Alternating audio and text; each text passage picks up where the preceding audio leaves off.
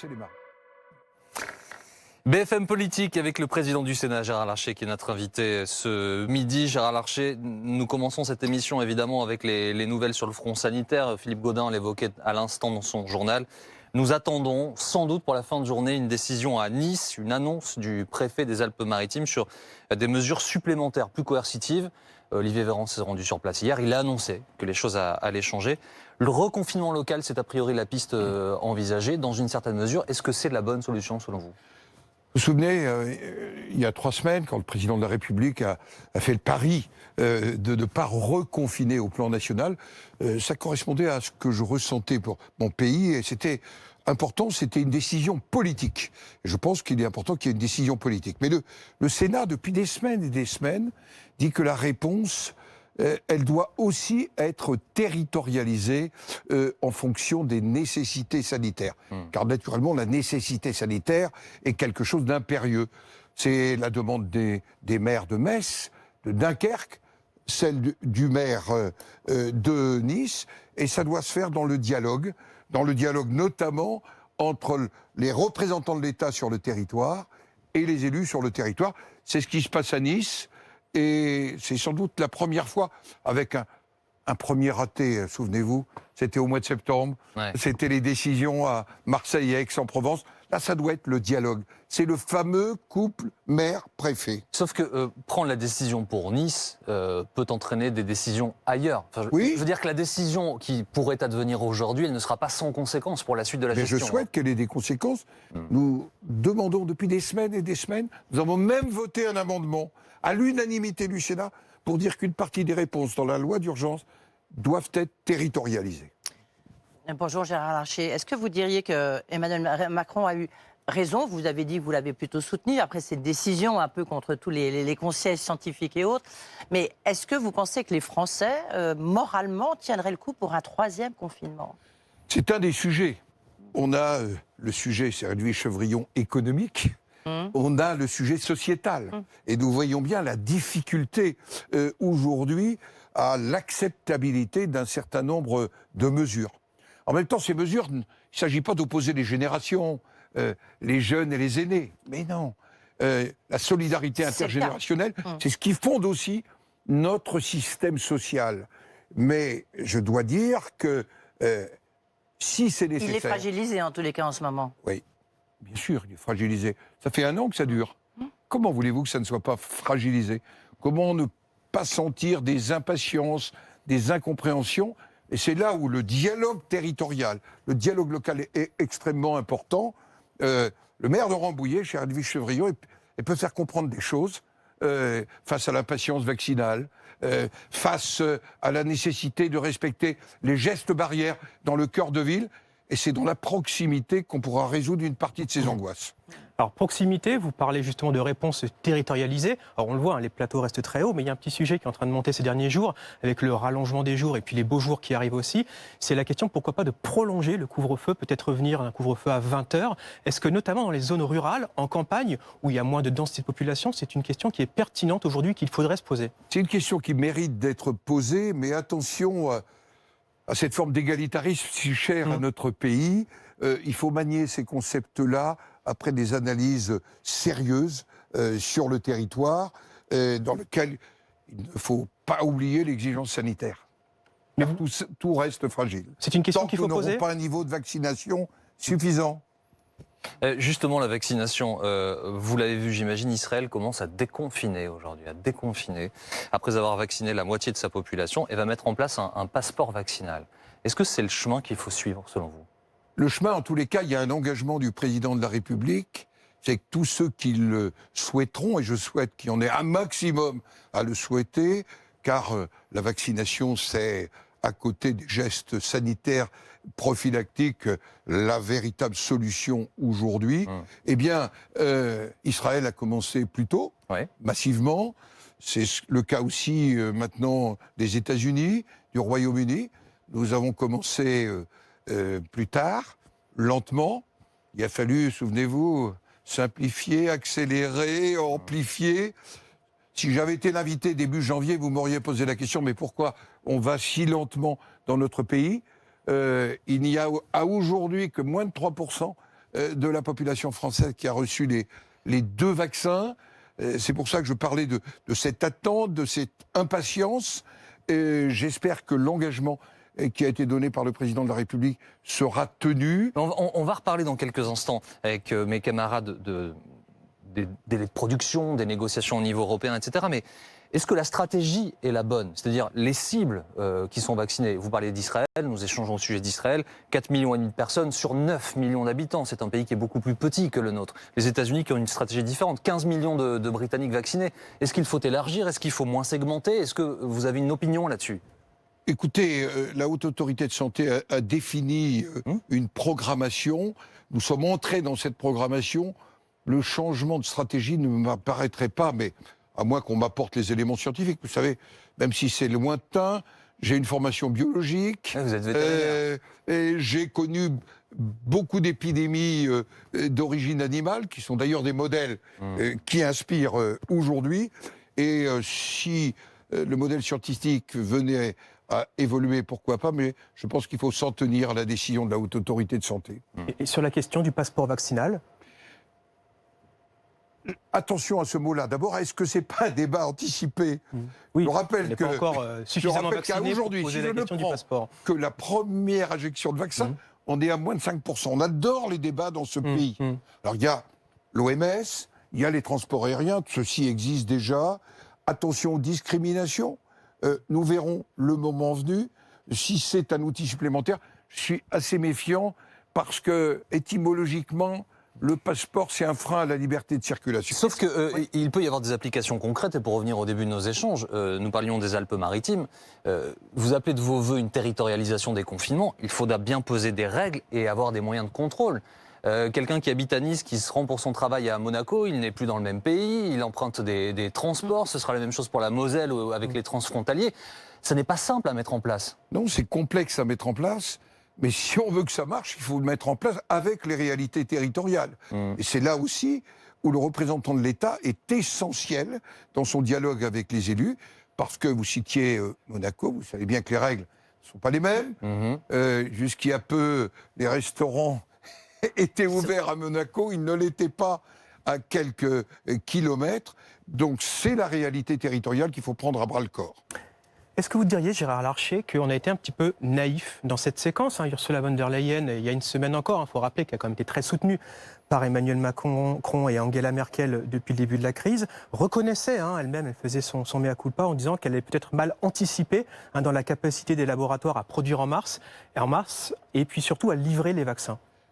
Naturellement, je crois qu'on a bien fait de faire un choix à 27, et non pas tout seul dans une espèce de surenchère. Un choix d'ailleurs qui doit être aussi attentif à des pays émergents, et je pense aux pays africains. Et en même temps, l'Europe a montré sa rigidité, son absence de souplesse, sa complexité. S'il n'y avait que là où on est montré du doigt, parfois, en quelque sorte, cette rigidité européenne. Je m'en suis entretenu il y a un peu plus de 2 semaines avec Thierry Breton, qui a pris en main tout ce qui va être production. Je crois qu'il faudra réfléchir à ce que nous ayons des procédures européennes qui soient adaptées quand nous nous trouvons face à des situations d'urgence, quelles qu'elles soient. On a manqué d'autorité vis-à-vis des laboratoires notamment? Je ne suis pas sûr. Je crois que c'est la procédure elle-même qui était lourde, et lente, et avec cet amour démesuré de la norme. C'est une affection française, mais c'est une super affection européenne. Est-ce que de ce point de vue, vous estimez que la France, comme la Grande-Bretagne, aurait été plus efficace à négocier seule? Ou est-ce que vous appelez pour plus de santé au niveau européen? Vous parlez de Thierry Breton, il est sondé, enfin il sonde d'ailleurs, il est chargé de réfléchir au protocole qui pourrait apporter plus d'harmonie au niveau européen. Puis-je vous rappeler que nous nous sommes plaints au printemps dernier de ne pas voir assez d'Europe. Oui. Et on comparait d'ailleurs l'Europe de la santé animale et l'Europe de la santé humaine. Qui n'a pas de réalité, l'Europe de la santé humaine. Non, mais l'Europe de la santé animale, par exemple, sur la peste porcine africaine, elle a une réalité. Et moi, j'appelle, non pas à une délégation totale des questions de santé au plan européen, parce que je pense au contraire qu'il faudra régionaliser une partie de notre politique de santé pour l'adapter au territoire, mais qu'une partie des politiques de santé puisse être à dimension européenne.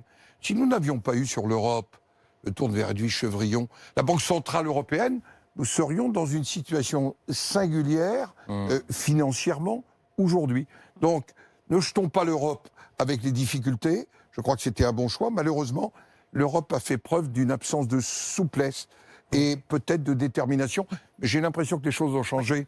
Et comme je suis un pessimiste modéré et un optimisme absolu, je dois dire que ce que j'ai entendu de la part de Thierry Breton C'est en train de bouger. me suscite plutôt la confiance. Oui. Gérard Larcher, vous avez parlé maintes reprises de la lenteur de tout ce processus de la mise en place de cette vaccination. Cela dit, fin mars, début avril, le gouvernement veut faire vacciner les 65-74 ans. Est-ce que vous considérez que c'est toujours trop lent? Est-ce qu'il faut accélérer? Dans les entreprises, ça va être possible pour les salariés à partir de 60 ans, pour ceux qui ont un problème. Est-ce qu'il faut aller plus vite, selon vous? Est-ce que c'est encore trop lent?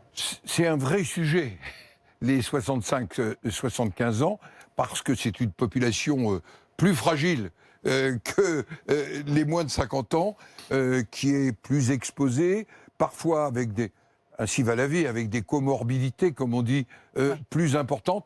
Il y a là un vrai sujet qui mérite un examen et un vrai débat, parce que je sens beaucoup d'inquiétude et beaucoup d'angoisse. Et quand vous évoquez avec les maires cette population, il y a une vraie attente. Tiens, juste une question, puisque vous êtes le deuxième personnage de l'État, Gérard Larcher. Est-ce que vous êtes tenu au courant de ce qui se dit à ce fameux Conseil de défense qui a lieu régulièrement donc, autour d'Emmanuel Macron?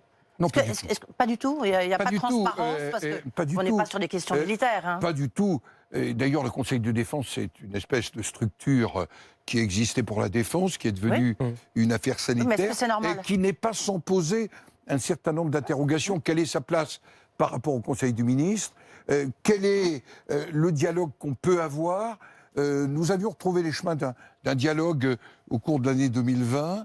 Vous l'avez perdu en 2021. Parlons-nous plus. Je crois que ce serait utile. Et d'ailleurs, je rebondis sur cette question d'Edwige Chevrillon. Quel est votre niveau d'information? Une nouvelle fois, vous êtes président du Sénat, ce qui veut dire que vous êtes amené demain, on ne le souhaite pas évidemment au président de la République actuelle, mais à assurer un intérim en cas de problème. Est-ce qu'il y a ou d'indisponibilité, oui. Est-ce qu'il y a un suivi? Est-ce que vous êtes tenu au courant régulièrement des choses? Je vois sur l'écran le Premier ministre. Le Premier ministre et moi-même, mais aussi Richard Ferrand, mais au début, c'est venu d'un échange. Je lui ai dit, mais parlons-nous sur ces sujets, réunis autant que nécessaire, qui lui apparaît nécessaire ou que nous le souhaiterions, l'ensemble des présidents de groupes politiques avec lui-même et les ministres concernés, pour que nous puissions avoir des échanges. Je rencontre le président du Conseil scientifique, j'ai accès aux informations. Nous avons mis en place une mission commune d'information au Sénat qui a commencé ses travaux, qui a deux rapporteurs de la majorité sénatoriale et un président du groupe socialiste, Bernard Jomier, c'est Roger Carucci et Jean-Michel Arnaud, les rapporteurs, qui suit l'ensemble de la crise, pas simplement au plan sanitaire, mais aussi au plan économique, social, sociétal, avec des moyens autonomes, parce que, j'allais dire, être informé par Bercy, c'est bien, être informé par Ségur, c'est bien, mais avoir d'autres informations, ça n'est pas mal non plus. Et nous travaillons, comme le Parlement allemand, avec nos propres sources d'information, nos propres études. C'est depuis maintenant la 3e année qu'au Sénat, nous avons un budget autonome pour réellement exercer la mission de contrôle. Roselyne Bachelot annonce des concerts tests, Gérard Larcher, à Paris, à Marseille, sur le modèle de ce qui a été fait à l'étranger, à Barcelone, à Leipzig. La tenue des festivals cet été sous conditions, en gros, pour les rappeler rapidement, 5000 personnes assises, distanciées, masquées, pour suivre les prestations. Est-ce que c'est suffisant? Ou est-ce qu'il faut rouvrir les lieux de culture, selon vous? D'abord, les lieux de culture, dans un moment de tension, de lassitude, la culture, c'est un élément de cohésion extrêmement important. Et la culture à tous les niveaux, vous parliez des festivals, des musées, mais tout simplement la dimension culturelle dans une petite ville, la médiathèque, le lieu où on se retrouve, tout ça, c'est un élément de cohésion. Je crois qu'il faut commencer à modéliser la manière dont on va pouvoir reprendre une activité, j'allais dire, plus normale, entre guillemets, et que le ministère de la Culture s'en préoccupe me paraît bien. Je crois qu'il va falloir aussi voir comment nous reprenons d'autres activités singulièrement impactées. Je pense à l'événementiel, je pense à l'hôtellerie, à des activités touristiques.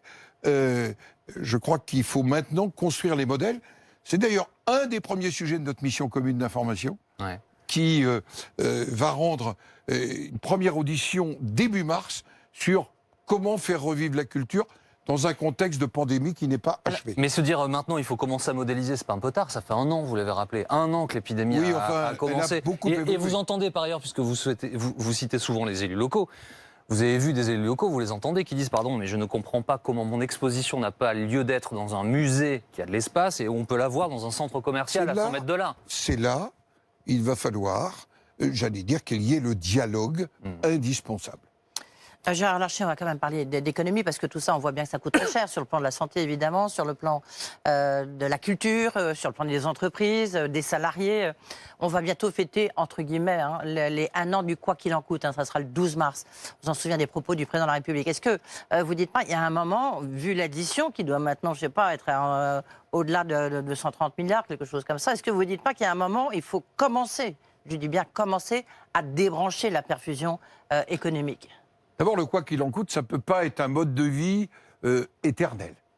Peut-être faire le point où on en est, parce que je pense que ce quoi qu'il en coûte, qui d'ailleurs a été appliqué dans nombre d'autres pays européens, nous a conduit à une économie qui a plutôt résisté par injection massive.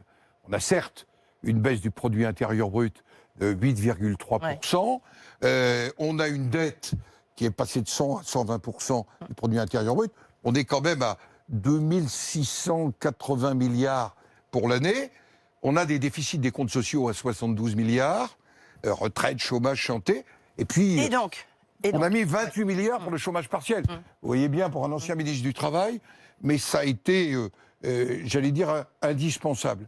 C'est là où la décision de reconfiner au plan national, ses conséquences économiques, comment... il va falloir, sans doute, par secteur. Il y a des secteurs... Mais pardon de vous interrompre, Gérard Larcher. Je voudrais répondre à Edwige. Oui, justement, ce que je vais vous demander. Ma crainte, c'est qu'on sorte avec 2 France à l'issue de cette crise. Une France qui va sortir, paradoxalement, peut-être mieux de cette crise. Parce que, entre digitalisation, changement de la manière de travailler, une industrie qui aura réussi à se moderniser, nous pourrions avoir... Et puis nous allons avoir une France qui va avoir des conséquences extrêmement difficiles. Bien sûr, l'hôtellerie, la restauration, l'État, des petits établissements. Mais je vais prendre un exemple. Nous parlons beaucoup d'écologie, et c'est indispensable. Qu'est-ce qui va devenir, par exemple, dans ce pays, du secteur de la fonderie, avec les changements dans le modèle automobile? Qu'est-ce qui va devenir d'un certain nombre de sous-traitants du secteur aéronautique, qui va être impacté pendant au moins 3 et 4 ans? Tout ceci va avoir des conséquences, et quand vous regardez la fonderie ou la sous-traitance aéronautique, elle est beaucoup dans des territoires. Donc on les laisse sous perfusion. Territoires ruraux. Regardez l'exemple des fonderies du Poitou, par exemple, dans des territoires. Il faut qu'on soit très attentif dans le plan de relance, à ne pas relancer simplement ce qui va bien, mais à être attentif aux bouleversements qui vont être la suite de cette crise. Vous rappeliez les chiffres de la dette, cette dette abyssale. En même temps, il y a une autre question, c'est comment on va faire pour la rembourser, cette fameuse dette Covid. Faudra-t-il la rembourser? D'ailleurs, certains disent que non. Quel est votre avis sur cette question? D'abord, qu'il faudra la rembourser, parce que c'est une nécessité pour la crédibilité de la signature, c'est une nécessité pour les règlements européens, et il faudrait les bouleverser, et cette réalité-là. Mais la dette, elle est soutenable. Elle est soutenable aujourd'hui, à la condition que nous reprenions une indexation progressive de la dette qui doit toujours être inférieure à la croissance du produit intérieur brut. C'est ça, la réalité de la gestion de la dette. Ça veut dire que demain, pour rembourser la dette, il va bien falloir que nous retrouvions le chemin de la compétitivité et de la croissance. Et que nous trouvions aussi un deuxième chemin. C'est là où nous sommes rentrés moins bien que d'autres pays européens. L'Allemagne fait -5 de croissance en 2020. Nous faisons -8,3. Certes, l'Espagne fait -11. Mais la réalité, aujourd'hui, c'est que nous sommes rentrés dans la crise avec plus d'endettement et nous n'avons pas fait les grandes réformes sur lesquelles nous étions attendus. Souvenez-vous, le jour où on parle de pandémie au Conseil des ministres de fin février, c'est le jour du 49.3. Donc ça veut dire pas de réforme de retraite. Mais justement, la réforme de l'assurance chômage est mise en suspension. Et le Ségur de la santé aujourd'hui, ça n'est qu'une réforme des grilles salariales, sans doute indispensable. mais si on promet de Que nous rembourser... avons soutenu, mais ce n'est pas la réforme Non, du c'est système pas de vraiment, santé. Mais si on promet de rembourser la dette, est-ce qu'on peut s'engager dans des réformes très ambitieuses et très coûteuses aussi en parallèle? Mais c'est ce qu'il faut imaginer, c'est aussi le projet politique, comment ceci doit être supportable.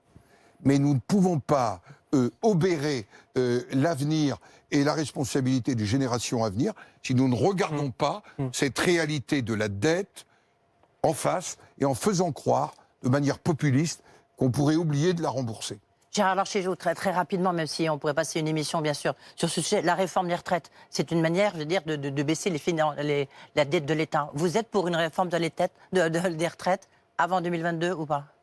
Je pense que d'ici 2022, ce sera un sujet de débat. Mais je vous rappelle que le Sénat, il a dit qu'il y avait un paramètre, qui était le paramètre de l'âge. C'est une réalité. La réalité, c'est qu'on est à -24 milliards. Et je ne vous parle même pas des résultats consolidés de 2020. Et qu'il faut dire aussi la vérité aux Français. Donc, il ne veut pas dire de ne pas chercher plus d'égalité entre les Français sur la question des retraites.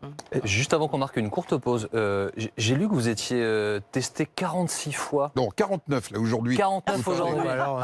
Ça veut dire que je ne suis pas vacciné.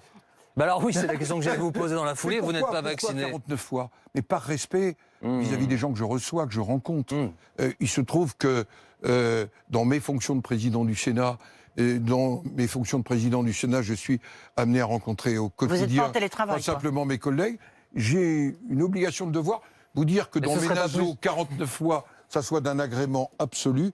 Heureusement, il y a une infirmière au Sénat qui fait ça avec une telle Mais ce douceur. serait pas plus simple de vous J'irai vacciner avec bonheur vers la 50e fois. Ce serait pas plus simple de vous vacciner? Écoutez, je l'espère dans les semaines qui viennent, on vient d'en discuter. J'appartiens à la gamme qui est en, j'allais dire, en suspension d'interrogation. Restez avec nous, Gérard Larcher. Suite de BFM Politique dans quelques secondes.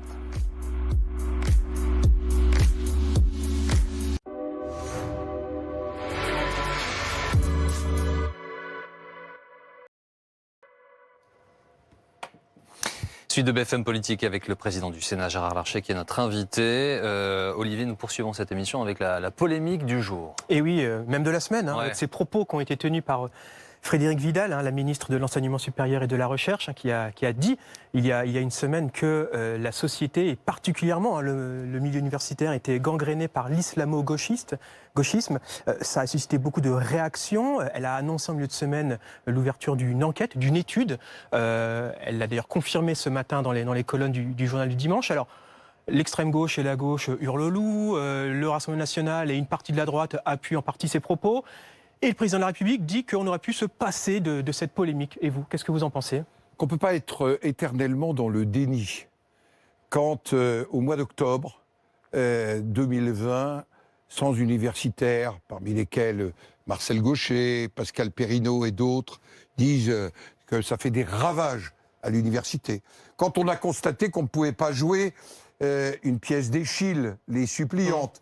Quand on a empêché Madame Gazinski, Monsieur Hollande, Alain Finkielkraut de tenir des conférences à l'université. Quand on a jugé un texte de Charb ne pouvant pas être donné à l'université, est-ce qu'il n'y a pas un sujet? Alors, est-ce que le terme islamo-gauchisme résume tout? Et il y a aussi des sujets comme le décolonialisme, comme le racialisme. Et il n'y a pas que la droite ou les ministres. Moi, je vais prendre deux exemples sur le racialisme. Le racialisme est totalement opposé au concept d'universalisme républicain. Qu'est-ce qui dit ça la semaine dernière? Une sénatrice, Marie-Noëlle Lienemann. Il n'est pas catalogué, elle est apparenté au groupe communiste du Sénat. Et donc, je pense que sur ce sujet, nous devons être clairs, nous devons cesser d'être comme je le disais dans mes premiers propos, dans le déni. Vous avez vu qu'il y a des députés, les Républicains, qui demandent une mission d'information sur le sujet. Oui, c'est le rôle du Parlement. Ouais. Et ça peut être le rôle aussi des commissions de la culture et de l'éducation. Mais la démarche de la ministre, c'est sans doute peut-être pas le CNRS, c'est son choix qui était le mieux à même, mais qu'on en finisse avec le silence et qu'on se dise les choses clairement. Ce risque-là, c'est l'alliance directe d'une partie de la gauche et de l'islam politique aussi. Ça, c'est pas de moi, c'est de Valls. Donc, cette réalité-là, elle existe. Mais à l'inverse, vous avez aussi des professeurs, là encore, tout récemment, qui appellent à la démission de Frédérique Vidal en disant qu'elle n'est pas à la hauteur, elle a dit des mots qu'il ne fallait pas dire. Elle était déjà critiquée avant cette polémique sur l'islamo-gauchiste. Est-ce que certains appellent à cette démission? Ils sont 600 signataires. 600, c'est quand même beaucoup, oui. Oui, est-ce qu'ils ont signé quand on a empêché de jouer la pièce d'Eschyle en 2019 ? Donc, personnellement, cet appel pour moi, il n'a aucun sens. L'université, ça doit être un lieu de liberté, où toutes les opinions peuvent se confronter, bien sûr, autour de cette forme de l'universalisme républicain. Demander la démission des ministres, de la ministre, ou des ministres, que Jean-Michel Blanquer a dit des choses aussi claires, ça n'a pour moi aucun sens. Donc, Osons se dire la vérité. Ouais. Mais Vous les soutenez, quoi. Si l'étude corrobore les faits qui sont... qu'est-ce qu'on fait concrètement? Qu'est-ce qui peut être fait? Parce que l'enseignement, il est indépendant. C'est une question qui est très délicate quand même vis-à-vis du corps enseignant. Non, mais je vais vous donner un autre exemple. Quand Bernard Rougier, qui travaille sur la question du séparatisme, du communautarisme, on lui refuse des crédits d'études à l'université et qui doit se tourner vers la région, en l'occurrence la région Île-de-France, est-ce que vous croyez que cette liberté qu'invoquent ces 600, elle est mise en application dès qu'il s'agit de sujets qui dérangeraient une forme de bien-pensance? La difficulté, Gérard Larcher, c'est que ça pourrait donner le sentiment que les courants que vous évoquez sont majoritaires à l'université. Or, ce que dénoncent les universitaires signataires de cette tribune, c'est l'inverse. Ils disent que ce sont des faits sans doute, mais ultra minoritaires. On est en train de jeter le discrédit sur l'ensemble de la recherche universitaire pour quelques faits ça et là, qui ne méritent pas d'être occultés pour autant. Il ne s'agit pas de jeter le discrédit sur la recherche universitaire et sa liberté. Mais vous savez bien que, en quelque sorte, une forme, allez dire, de terrorisme intellectuel qui n'avait pas réagi, sur lequel on n'avait pas réagi. Les exemples que je vous cite sur Charb, sur Eschyle, ce n'est pas des exemples uniques. Empêcher un ancien président de la République de faire une conférence dans une université, c'est tout simplement, j'allais dire, inacceptable. Alors justement, les députés ont adopté le projet de loi dit séparatisme en première lecture. Ils l'ont enrichi de 313 amendements. Les débats se sont passés dans un relatif consensus, il faut dire les choses. Le projet qui arrive chez vous, au Sénat, fin mars, les socialistes s'attendent au Sénat, je les cite, à ce que la droite caricature le projet, à ce que Bruno Retailleau, qui est leur leader, chez vous, au Sénat, on fasse une arme pour la présidentielle. Vous leur répondez quoi? Que le sujet, d'abord, c'est comment on combat l'islam radical, qui est une idéologie et pas une religion. Le second des sujets, c'est comment on ne porte pas atteinte à la liberté de croire ou de ne pas croire et à la liberté des cultes. Vous savez, au Sénat, on est très marqué par ces mots d'Aristide Briand. La loi doit protéger la foi tant que la foi n'entend pas dire la loi. Et donc, par rapport au discours des Mureaux, moi, je n'ai pas de problèmes fondamentaux. Il y a un certain nombre de sujets sur lesquels le Sénat sera, j'allais dire, dans une sensibilité assez proche des débats qui ont eu lieu à l'Assemblée nationale. Contrôle des financements étrangers, contrôle de lieux de culte qui tiendraient des propos contraires aux valeurs de la République, lutte contre la polygamie, mais aussi des sujets majeurs, comme les sujets, par exemple, de l'éducation. De l'éducation dans lequel, il ne faut pas se voiler la face, il existe une forme de détournement de l'école à domicile. ou de la liberté de l'enseignement. Quel équilibre on trouve entre liberté de l'enseignement et les valeurs que l'enseignement transmet à des enfants quand ils ne sont pas en quelque sorte confinés chez eux. Là, vous parlez de ce qui vous rapproche des députés. Y a-t-il des choses qui vous éloignent? Y a-t-il des enrichissements qu'il faut attendre d'une manière ou d'une autre? Et des débats sur des thématiques précises au Sénat? Je crois qu'il va falloir que nous soyons plus clairs, plus incitatifs sur la question des cultes. Plus incitatifs à passer notamment du statut de 1901 au statut de 1905, qui permet à la fois des contrôles, mais aussi à des contreparties, notamment en matière fiscale. A priori, ça, le texte qui arrive chez vous le fait déjà. Hein. Il le fait en partie. Mais nous allons devoir travailler sur ce sujet. Attention à l'éducation, attention à la liberté du culte, et le grand sujet du respect de la laïcité dans les services publics et dans l'espace public. Ce sera un sujet de débat, car naturellement, ce débat-là, il viendra, parce que c'est la vie quotidienne, dans une société diverse. Il y a une illustration quand même de ce climat extrêmement tendu, c'est ce qui s'est passé à Trappes, qui est dans votre département des Yvelines. Les Yvelines, c'est très grand, mais enfin, vous connaissez bien Trappes. Comment est-ce que, autour de Trappes, comment est-ce que vous analysez ce qui s'est passé, Gérard Larcher? Est-ce que c'est révélateur de quoi? C'est une ville qui va pas bien, vous savez, elle est à 20 km de Rambouillet, et depuis longtemps. Et c'est une ville qui a eu deux indicateurs. Il y a longtemps, la communauté juive a dû quitter Trappes. Et un indicateur récent, 67 départs pour la Syrie. C'est une commune qui a engagé, avec l'aide de l'État, et dans le cadre de la rénovation urbaine, d'immenses travaux. Mais au fond, qui n'a pas réussi à ce jour sa mixité sociale, et dans lequel s'est installé un islamisme rampant. Et quand un enseignant, mais d'ailleurs soutenu par d'autres enseignants, dit il faut défendre les élèves contre les emprises du radicalisme, bien, il soulève un vrai sujet.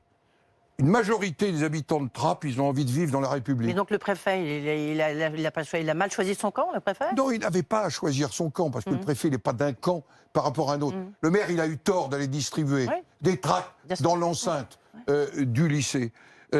Mais ce sujet, c'est en fait le sujet de l'échec de la mixité sociale. C'est le sujet de laisser cet islamisme rampant, alors qu'il y ait des efforts qui soient engagés depuis des années. Mais au fond, est-ce qu'il y a une vraie volonté, tout simplement, que Trappes soit dans la République? C'est ça la réponse que nous devons apporter. Il y a une proposition de loi qui est venue du Sénat, de la sénatrice de Vendée, Annick Billon, qui devrait être choisie comme véhicule législatif pour le texte qui protège les mineurs des crimes sexuels. L'âge de consentement qui a été voté au Sénat, l'âge de non-consentement, c'est 13 ans. Ça a ouvert des discussions. Il y a eu des tribunes, il y a eu des prises de parole publiques, en gros pour dire merci, chers amis sénateurs, mais allez plus loin, ça n'est pas suffisant. Et le garde des Sceaux a répondu, ce sera 15 ans. 15 ans, est-ce que c'est une bonne décision? Écoutez, d'abord, ce texte, de la sénatrice Billon, avec la délégation aux droits des femmes, est un texte important. Il a permis de reconsidérer la situation d'enfants et d'adolescents face aux agressions sexuelles. Il y a eu un débat sur l'âge d'abord qui a été assez mal compris parce que, en fait, c'était la criminalisation en dessous de 13 ans, mais ça ne voulait pas dire qu'on donnait un blanc-seing. 15 ans, avec la préoccupation des amours adolescentes. Et donc, avec cette fameuse histoire des 5 ans de différence d'âge que propose le garde des Sceaux, je crois que nous pourrons avoir un texte équilibré avec l'idée aussi de la prescription glissante. C'est un peu compliqué la prescription glissante, mais ça fait qu'on réouvre les délais, ce qui permet que ceux qui ont été agressés et qui seraient dans une chaîne de victimes prescrits, ne soient pas des spectateurs vis-à-vis d'agresseurs en série, alors qu'ils ont été victimes. Pour préciser les choses, il y a 5 victimes. Si la dernière n'est pas couverte par la prescription, les autres pourraient être entendus sous le statut de témoins, et non plus témoins, mais de victimes. Avançons. Olivier. un article dont on a beaucoup parlé en fin d'année, le fameux article 24, dans le cadre de la proposition de loi sur la sécurité globale. Ça a fait couler beaucoup d'encre, notamment sur la question de filmer les visages des policiers, des forces de l'ordre et surtout de diffuser. À l'Assemblée nationale, quand le texte est passé, en gros, maintenant on a renvoyé la balle dans le camp du Sénat, puisque l'article va être réécrit. Concrètement, à quoi on doit s'attendre, puisque le texte va bientôt revenir à la Chambre haute? On a failli ne pas l'envoyer devant le Sénat, je vous rappelle. Tout à fait. Ouais. Puisqu'on avait oublié l'article 24 de la Constitution, que c'est le Parlement qui vote la loi. Alors, ce texte, il est très important parce qu'il pose, il se pose deux objectifs. D'abord, le continuum de sécurité. Si je prends l'année 2019, par exemple, les faits pour coups et blessures ont augmenté de 8%. On a un problème de continuum de sécurité, du maire sur le territoire, policiers, gendarmes, sécurité privée, justice. Et donc, ce texte, il veut apporter un certain nombre de réponses. Il veut apporter des réponses aussi à l'utilisation, par exemple, des drones. Toujours la préoccupation entre sécurité et liberté, qui est une préoccupation très forte au Sénat. La défense des libertés individuelles et collectives, ainsi que des caméras de surveillance. Et puis, il y a l'article 24, qui vise à quoi? À protéger policiers, gendarmes, personnel d'autorité, de détournement, leurs images ne soient pas répandues sur les réseaux sociaux, en lequel en plus on donne l'information sur eux-mêmes, sur leur famille. Alors, on va réécrire l'article 24. Premier sujet, on va le réécrire d'abord parce qu'on va le supprimer. Et derrière, on va le supprimer. Et derrière, va être écrit un nouvel article. J'ai travaillé avec le président de la commission des lois, M. Buffet, et les deux rapporteurs, M. Hervé et M. Daubresse, et on va le réécrire pour simplement répondre à ce besoin de protéger les policiers et les gendarmes en opération, bien évidemment, et pas au-delà des opérations, et de protéger leurs familles, tout simplement en créant, dans le code pénal, un nouveau délit de provocation à l'identification. Donc à la fois, on aura résolu la question de la presse. C'est-à-dire, vous êtes un peu plus précis parce que la provocation à l'identification. Et comment vous qualifiez Vous mettez une personne qui filme. Voilà. Et c'est au moment de filmer ou de diffuser? En plus, il dit, c'était monsieur Untel, il habite 7 rue Dreyfus à Rambouillet, c'est mon adresse personnelle, donc ça ne touchera personne, tout le monde la connaît. Et il est marié, il a 9 petits-enfants. Voilà. D'accord, donc sur le fait de filmer ou sur la notion d'intentionnalité, ça passe à la trappe. Bien sûr. On pourra filmer, c'est la question de la diffusion. Ça doit être très clairement défini. La proposition qui va être faite, c'est la provocation à l'identification. On va continuer de parler des échéances. Enfin, nous nous intéressons maintenant aux échéances électorales qui vont arriver. Olivier, il y en a beaucoup dans les 18 mois. Ah oui, et puis il y a aussi les régionales, bien sûr. Et puis la question de la proportionnelle, dont on parle beaucoup en ce moment. Le MoDem pousse beaucoup, puisqu'il était une promesse du candidat Macron, il faut le rappeler, pour inscrire une dose de proportionnelle. On voit bien que le président n'est pas très allant sur ce sujet-là. Il considère que c'est plus le moment. Pourtant, le MoDem a déposé 2 propositions de loi, dont une pourrait même arriver très vite à l'Assemblée nationale. Ils vont potentiellement dans la semaine du 15 mars, ce qui veut dire aussi que ça peut arriver derrière au Sénat. Est-ce que vous suivriez cette proposition de loi? Moi, je suis personnellement hostile à la proportionnelle pour les élections législatives. D'accord. Cette hostilité, elle repose sur l'absence de proximité. C'est déjà pas extraordinaire la relation entre les politiques et les citoyens. Oui, quand vous n'avez pas un député que vous pouvez identifier sur un territoire, auquel vous vous adressez, qui tient permanence dans le territoire, qui est votre répondant. Bien sûr. Regardez, mais il y a à Nice, on parle aux députés de Nice actuellement, on ne parle pas aux députés même d'un département, on parle aux députés de Nice. Le second sujet, c'est l'instabilité des majorités politiques. Et je crois que c'est une réalité. Enfin, ça ouvre quelque part à la seule décision des partis qui sera mais vous ou trouvez qui pas ne quand sera même qu'il n'y a pas le représentant politique. C'est quand même pas normal qu'un mouvement comme celui de Marine Le Pen, qui a été qualifié au second tour de l'élection présidentielle, quand même, il faut le rappeler, ne soit pas en mesure aujourd'hui d'avoir un groupe à l'Assemblée nationale. Écoutez... Et donc, exemple typique, quand le Premier ministre reçoit les chefs de groupe à Matignon, le Rassemblement national n'est pas invité. Parce qu'il ne gagne pas de quoi faire. Constituer un groupe au scrutin majoritaire dans des circonscriptions. C'est-à-dire qu'il ne recueille pas, Mais il n'y a pas une par incongruité exemple, de voir que... un minimum de 10 ou de 15 députés. C'est aussi une des règles de la démocratie. Mais la proximité, c'est essentiel. Et l'absence de proximité, c'est une fragilité majeure de la démocratie. Et ne laisser qu'aux partis politiques le soin de désigner des candidats, c'est, je crois, quelque chose qui nous reconduit au régime des partis, et le gaulliste que je suis n'y est pas favorable. Gérard Larcher, les régionales a priori se tiendront en juin encore, je dis encore, si ça tient. Hein. C'est la loi. C'est la loi, oui. Seule mais... la loi bien sûr. ne pourrait modifier la date. Évidemment. Non, mais j'insiste. Non, mais vous faites bien de Seule le la loi. préciser. Ce sont les conditions sanitaires, évidemment, hein, qui ont conduit à cette modification. Je voudrais qu'on parle des discussions qui sont en cours. Il y a une semaine, dans les colonnes de nos amis du Parisien, Christophe Castaner a tendu la main à Renaud Muselier en région PACA pour un front républicain pour contrer le Rassemblement national. Fin de recevoir de Renaud Muselier pour l'instant. Vous en dites quoi? Renaud Muselier a répondu qu'il n'entendait pas avoir des alliances de partis politiques, qu'il voulait conduire une liste dans la fidélité d'ailleurs à sa famille politique et à ses valeurs, avec les gens qui voudront bien, en quelque sorte, l'accompagner et le suivre. Je crois qu'on a intérêt... Mais sans alliance, est-ce que vous allez pouvoir battre le Rassemblement national en PACA? Écoutez, je fais confiance à Renaud Muselier.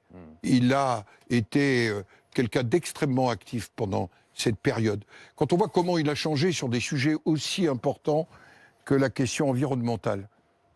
Lui, c'est l'homme de la COP d'avance, et il a une vraie avance sur les questions de mobilité et d'environnement dans un territoire qui a singulièrement des problèmes et de mobilité et de pollution. C'est aussi quelqu'un qui a réussi à multiplier par 3 l'investissement public dans sa région. Donc je pense que ce qu'il a répondu, c'est aussi mon attitude. Être clair, ne pas avoir, en tous les cas pour le premier tour, Donc pas d'alliance pour l'instant. Au niveau national, on voit quand même que Marine Le Pen, elle reste toujours très très haut dans les sondages. Est-ce qu'on s'achemine de nouveau vers un duel Marine Le Pen et Emmanuel Macron? Est-ce que vous pensez que c'est peut-être cette fois-ci la chance de Marine Le Pen? Je pense qu'il faut tout faire pour empêcher ce duel. Emmanuel Macron, Marine Le Pen. Et ça veut dire qu'il nous faut offrir une alternative aux Français. C'est le sens de mon engagement pour que les familles politiques du centre et de la droite républicaine soient en capacité, à l'automne, de choisir et de soutenir une candidate ou un candidat. C'est, je pense, qu'il y ait un second tour Emmanuel Macron et ce candidat ou cette candidate serait la meilleure des réponses démocratiques que nous puissions apporter à ce pays, lui donner la possibilité de choisir et non pas d'éliminer. Choisir. Toujours chez nos amis du Parisien ce matin, Éric Zemmour songerait à une candidature à l'élection présidentielle. Vous en pensez quoi? Il peut être candidat, c'est sa liberté absolue. Il faudra voir s'il remplit les conditions de sa candidature. Il n'appartient pas à l'épure à laquelle je pense. Alors chez vous, en parlant d'épure à laquelle vous pensez, il n'y a personne qui se dégage naturellement dans votre camp. La présidentielle arrive, on est à 14 mois. À 14 mois, ça veut dire qu'en temps normal, la campagne aurait quasi commencé ou serait en train de commencer. Mais en temps normal, on n'est pas en pandémie. On n'est pas dans la préoccupation numéro 1. Comment est-ce que vous allez choisir votre candidat ? On évoquait des Françaises et des Français. Et d'ailleurs, une partie de la popularité du président de la République, c'est aussi cette période de pandémie. Il est l'homme qui décide, celui qui engage. Et donc, comment vous allez choisir votre candidat, Gérard Larcher? Soit il y a un candidat qui s'impose, j'allais dire, naturellement, après les régionales et les départementales, soit nous mettons en place ce que j'ai appelé le départage. J'y travaille, je rencontre et je dialogue avec tout le monde. Eh bien, nous verrons cela au mois de juin. Oui, et cela dit, il y en a une quand même qui se détache. C'est Valérie Pécresse. Oui. On attend de voir ce qui va se passer pour les élections régionales, mais enfin, elle a l'air d'être plutôt bien partie. Dans les sondages, c'est elle qui est en tête, dans votre camp, avec les Républicains. Est-ce que ça pourrait être une femme qui pourrait incarner le camp républicain? Je dirais pourquoi pas. Et en plus, moi, je préside le comité de soutien à Valérie Pécresse pour l'élection régionale. C'est dire que je juge la politique qu'elle conduit dans la région Île-de-France comme une politique de très très grande qualité. Mais il y a d'autres candidats. Le président des Hauts-de-France, Xavier Bertrand, Bruno Retailleau, qui est le président... Alors pour les deux premiers, en l'espèce, pardonnez-moi de vous interrompre, ils n'ont plus l'étiquette Les Républicains. Oui. Ça ne me pose vraiment aucun problème. Je vous ai dit rassembler les familles de la droite et du centre, les Républicains. Moi, je dialogue avec tout le monde et Vous savez, j'ai une singulière habitude. La majorité au Sénat, elle est faite de diversité. Et bien, justement, justement, parlons vous de ça. diabolez avec... Diversité Ouais. que On a plein de questions. je respecte et avec Oui. laquelle je partage beaucoup. Ah, et d'ailleurs, cette diversité, vous avez déjeuné avec Édouard Philippe il y a encore récemment. Oui. Il pourrait être un candidat aussi qui pourrait s'imposer dans ce paysage politique et qui pourrait avoir les faveurs des Écoutez, je vais Républicains pas et de la le faire droite en parler. général. Ce déjeuner était entre nous, mais je n'ai pas senti qu'il s'inscrivait dans cette épure immédiatement. D'accord. Et François Baroin, on était un peu étonné. Christian Jacob, le patron des Républicains, a remis comme ça le nom du maire du Troyes, le président de l'AMF. On pensait que c'était passé, mais... François Baroin, tout le monde le connaît, c'est un homme de très grande qualité, mais moi je vais vous dire ce qu'il m'a dit à moi, qu'il Oui. n'était pas candidat. Michel il me l'a Barnier, dit à moi, voilà. Ouais. donc je le crois. Ouais. Michel Barnier. Il réintègre, parce que maintenant il va être libéré, notre famille politique, c'est très très important. C'est quelqu'un qui a formidablement réussi, parce que ça n'était pas simple sur le Brexit. J'ai partagé avec lui un certain nombre d'interrogations. Je pense notamment à la question de la frontière irlandaise. Vous savez que c'était un sujet majeur, avec la pêche et d'autres sujets, la libre circulation. Et c'est une chance pour ma famille politique de retrouver Michel Barnier, il a l'étoffe d'un candidat. réfléchissant sur la souveraineté. Et enfin, pour terminer ce tour de piste, vous y pensez, vous, en vous rasant? Alors, pas du tout, c'est la 14e fois, c'est un peu moins que mes prélèvements C'est moins, oui. nasaux C'est pour moins le que vos test. tests sanitaires. Mais non, je ne suis pas candidat à l'élection Ouais. présidentielle. Ma seule volonté, c'est d'être en capacité, avec les responsables des familles politiques de la droite et du centre, avec un certain nombre de personnalités, d'ouvrir une alternative au seul duel Emmanuel Macron-Marine Le Pen. Edith Chevrillon me disait, est-ce qu'on est condamné à Marine Le Pen? Non. Je pense que nous pouvons avoir une autre alternative. Merci beaucoup, Gérard Larcher, d'avoir été avec Merci. nous ce midi dans BFM Politique. Merci à tous les deux. Dans un instant, affaire suivante, Philippe Gaudin, Merci de Dominique m'avoir Rizet. invité Mais c'était un plaisir de vous recevoir. ce dimanche. Merci beaucoup.